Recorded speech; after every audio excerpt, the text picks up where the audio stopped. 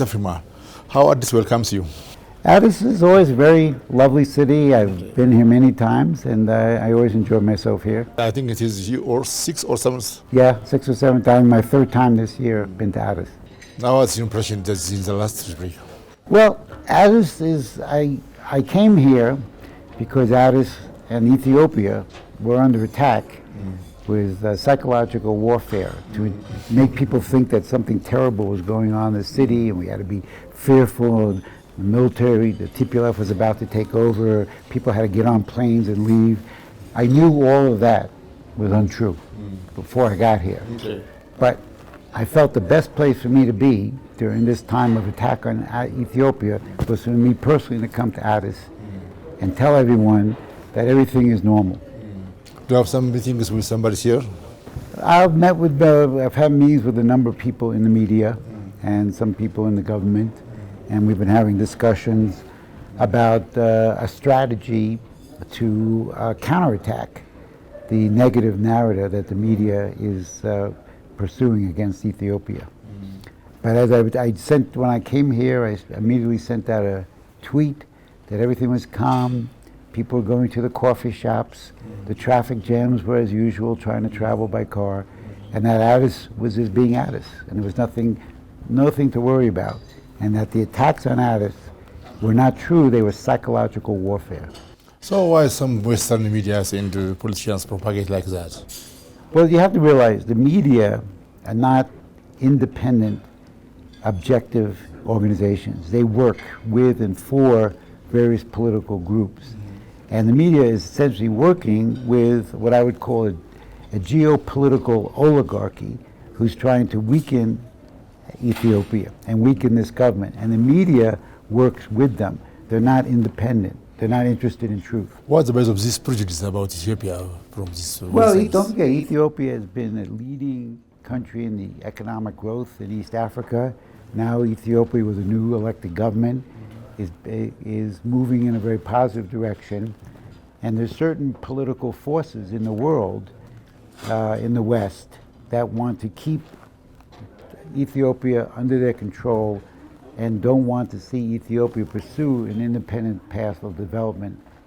And they are doing their best to undermine the aspirations of the Ethiopian people.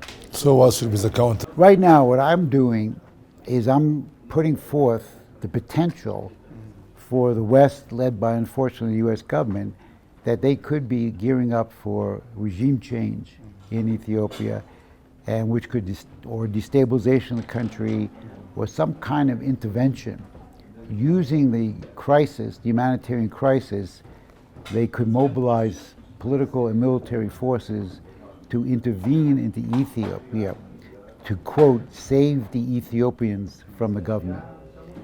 I think what happened is that there's a lot of people in the government and in the Biden administration very close to the TPLF think that they thought that maybe they could control Prime Minister Abiy, and maybe they're realizing they can't control him, and that they would rather disrupt and cause chaos and war than lose control that they usually had with the previous government. Let's come to Addis. Where was your best place in your last trip? Well, when I first came here with my wife in 2014, and we got a tour of Entoto, and we enjoyed Entoto very much, and I had a lot of fun walking around. And on my own, in my many trips here, I visited several museums to learn the history of the country, and I enjoy learning history and how Ethiopia developed, what makes up its essential positive features, the people. So I've always had a good time when I come here. Do you contact your embassy people here in Addis? Do I contact the embassy, the U.S. embassy? No, I haven't. I have no reason to. Of course, the embassy has said that I shouldn't come and that it was too dangerous, and they issued a level 4 travel alert. But I'm an independent person, and if I have to go against my own government, then I do that when necessary. But I'm not concerned of I'm not in any kind of fear that anything's going to happen. Do you contact any independent foreigners here in Addis? Independent foreigners? Yes, foreign citizens. No, I don't. I have basically spent a lot meeting some people I know, some friends, some people in the government, a lot of people in media, people I know from previous visits. Do you travel in some parts of Addis in this last Yes, well, when I was here in April. No, just Here? this trip, yeah. No, this week, from Monday through today, I've just been. What were the last trips? When I was here in April, I took 2 days off and went to Lalibela for 2 days. And I loved Lalibela. It was a great experience for my life, was to be in Lalibela. So I had a wonderful time there. And as I said, in 2014, my first visit here was with my wife. I was on my way back from Chad, where I was working with the Chadian Lake Chad Basin Commission. And we stopped off here for 4 days, and we took a 2-day tour of southern Ethiopia. We went down to Hawassa and the Great Rift Valley. When you meet people here in Addis, what do you understand their feelings, their psychological makeups, especially towards Westerns? No, I mean, my view of Ethiopia and Africa is that most of the people like the United States because of the history of the United States. Yeah. And I love my country. Yeah. And even though the United States does some bad things, people still appreciate the United States. And I think when I'm in Addis, there's no hostility. There's no hostility to Americans. They want America to continue the alliance that we've had with Ethiopia for over 100 years. They would like to see that continue, and they don't understand why the United States is acting the way it is. We have millions of diasporas in the United States and in Europe. They are voicing loud now. Yes, they are. But I think nobody is willing to understand or to listen to them. Well, I wouldn't say that. I mean, I think it's very important that the diaspora speak out. And I think that if the diaspora organizes itself, it can be a very effective force. And the other factor, of course, is the 2022 congressional elections in the United States. Yeah. Because there could be very close elections between the Democrats and Republicans. And if the Ethiopians organize themselves, they could decide maybe who wins and who loses. I was told that the Ethiopians in Virginia played a very big role in helping elect a Republican for governor last November, because they were upset with the Democrats because of the policy of the Democrat Party right now. Since I've been here, I've gone out several nights, gone to some restaurants, and went to one restaurant where they had a jazz band. People enjoying themselves, people drinking, people eating. And As usual. As usual, yes, as usual. And there's no one is fearful, no one is scared.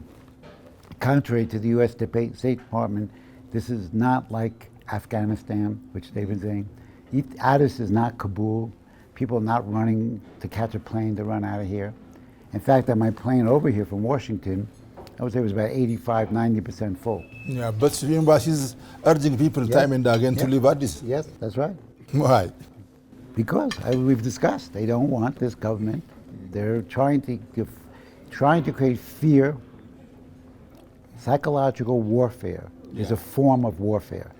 And they're trying to create fear and weaken the morale and the resolve of the government and the people of Ethiopia. And so they're using blatant disinformation to try to disorganize the Ethiopian people, the minds of the Ethiopian people. Is that effective? I don't know. It may be backfiring because maybe the Ethiopian people are more united because they see they're under attack. And Africans around the continent may be more united in support of Ethiopia because they see this attack going on. What's the ultimate objective of these Westerns? I think one possibility would be regime change, to find a way to weaken or remove the current government of Prime Minister Abiy and somehow try to create the conditions for the TPLF to come back into power here. That's one possibility. Is that possible? I just said, yeah. But I didn't say it's going to happen, but that's maybe what they intend to happen. And I wouldn't rule it out. If you don't fight back, and you don't expose it, look what happened 10 years ago in October. Gaddafi was overthrown with regime change by the same people in the Obama administration, by the very same people who are now in the Biden administration. And if you let ethnic groups challenge the sovereign nation state, as they're doing now, what TPLF is doing in Ethiopia, if that were to succeed, that would be very dangerous for the whole continent of Africa, because there's so many ethnic groups in each nation. So the American government, in siding with the TPLF, is playing a very dangerous game. What's the base of their relation with the last regime? They were very close to the TPLF. Many people in the government, Susan Rice, Gail Smith, and who are now in the Biden administration, were very, very close, worked very closely with the TPLF. It's only the matter of closeness? I don't know more than that. I mean, I don't know what their relation was, but they were extremely supportive of the government, of the TPLF-run government. Okay, our Prime Minister is not in office recently. He is at the battlefield. What I understand from this? I mean, he's leading his people to rally them and show leadership, and he's gone to the battlefield to coordinate the military attack of his troops and show the people of Ethiopia his commitment to keep the country as one nation and carry out his duties as the leader of the nation and the armed forces. Do you understand the people's feedback about his presence at the battlefield? I gather many people are very positive about it, and many Ethiopians find it inspiring. So lastly, what you suggest to smooth this relation with the Westerners or to tackle this propaganda? Well, I don't think you're going to smooth the relationship. That's not going to happen. What I suggest is, as a strategy, is that the Ethiopian government has to respond and fight back to the false narrative that is coming out of the media and coming out of the government. When there's attacks or inaccuracies or deliberate disinformation in the media, which is every day I read articles, the government should be responding and should say, this is not true, this is not true, this is not true. And therefore, you have to fight back psychological warfare by responding, by what I call counterpunching. If someone hits you, you got to hit back. And I think that is good. People should be doing that in Ethiopia. And we should be exposing the danger to Ethiopia and the danger to all of Africa if ethnic groups are allowed on their own to say we no longer accept the government and declare that they're going to attempt to overthrow the government. If that's allowed to occur in Ethiopia, which unfortunately the West is supporting, then you can imagine what could go on in Nigeria, in Kenya, and other countries where there are significant ethnic problems as well. I mean, you could unleash chaos and war in large sections of Africa if you start supporting the rights of one ethnic group to challenge the government. From my view, there is a conception of an Ethiopian citizen, and the Ethiopian citizen is a higher conception than an ethnic group. There's a nation state of Ethiopia, and there's citizens of that nation state. And therefore, that's where the allegiance of Ethiopians is to their nation. We don't eliminate or disparage ethnic groups, but an ethnic identity is not equivalent to an Ethiopian identity. Some people explain the war as it's a war against Africa, not only Ethiopia. That is, in a certain sense, it is a war against Africa. Do you agree with that? In a sense, that's true, because they're stoking flames of ethnicity. They're challenging a country that has been leading in economic development for the last 10 years, that has made tremendous progress in infrastructure, but building the railroad back in 2016, the train from Addis to Djibouti, I was here for that, building the Grand Ethiopian Renaissance Dam to bring over 6,000 megawatts of electricity for development, the light manufacturing industries that are building up in the south in Hawassa. These are all very positive. This is a positive paradigm for Africa. And Africans, leaders and Africans and African Americans back in my country, they see the attacks in Ethiopia as an attack on Africa because Ethiopia is one of the leading countries. I mean, it was Haile Selassie, the Emperor of Ethiopia, and Kwame Nkrumah of Ghana that established the OAU, Office of African Unity, Organization of African Unity, in 1963. And the office of the OAU sits in Addis.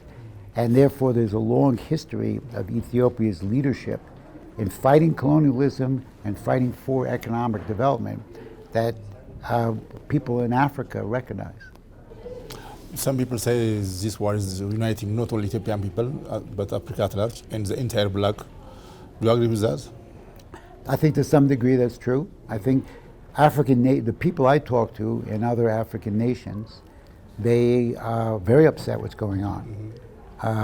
Now, maybe it'd be good if more people spoke out, more government leaders, more organizations besides just the Ethiopian diaspora. But yeah, I think in a sense that this attack on Ethiopia is actually is causing a problem because it's unifying not only Ethiopians, but it's unifying Africans. So that's something that can be used to your advantage.